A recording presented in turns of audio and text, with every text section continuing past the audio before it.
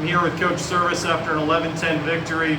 Coach, things got a little more intense than you wanted it to be. You were up 10-3, but how were you able to rally this troop and get them to come back in the bottom of the ninth and not let this one slip through your fingers? Well, once again, we've had a few games like this here the last several weeks where we had a comfortable lead and then the other team made a big push late. We were trying to keep Garrett out of this game, so we would have him fresh for the nightcap. We weren't able to do that. But again, it's a veteran team. They didn't panic. Once we got that leadoff batter on, caught a break with the air, got him to second base. Dakota had a good bunt. And then Kyle, hit a chopper over the first baseman's head because the infield was in. But, a veteran team, it's nice to be the home team. You have the last at bat. There's usually not as much pressure on your team. But Garrett gave us a chance. He had a really good top of the ninth because they were swinging it really, really well. And I just can't say enough about North Dakota State. It would have been easy for them on a warm day like today, down 10-3, to kind of give in, but they didn't. What is it about Kyle's makeup that allows him to come through? He's done it multiple times for you in late game situations. Well, he's a good worker. He's got great work ethic.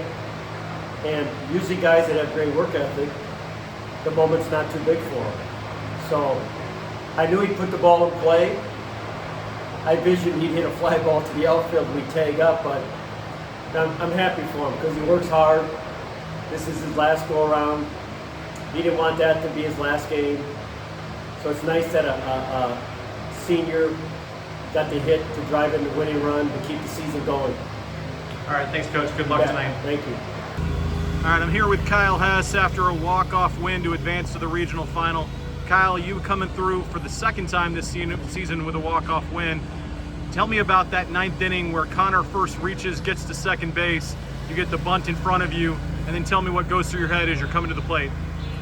Yeah, well, we knew G was coming in the top of the ninth, so we wanted to shut him down and get those outs, and he struck out the side like he does a ton this season, and that was big, give us some momentum going into the bottom half, and then Cap getting on and reaching on the throwing area to get to second base. I knew Dak was going to lay that down and just kind of slowed myself down a little bit, took a deep breath, talked with Coach Kingston before the at-bat and kind of just adopted a little bit of a two-strike approach to put the ball in play. Wanted to get it in the air, but the hard Arkansas dirt got the job done with the chopper. So what has been able to help you be successful in these moments? You've done it twice this season, and you've done it before in your career.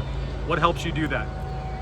I think it's just like a desire to pull through for the guys. I think that I kind of anticipated that the situation was going to come to me, and when that does come to fruition, you want to put positive, thoughts and affirmations in your mind. So I think it's just, wanting to get it done for the guys and not let our season, end today, because we got another great challenge coming up tonight that we're looking forward to.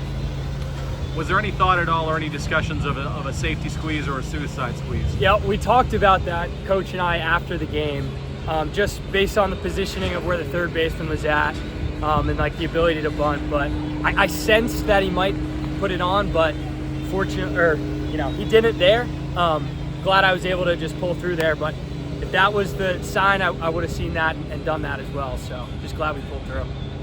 That's good. Thanks. Yep, you got it.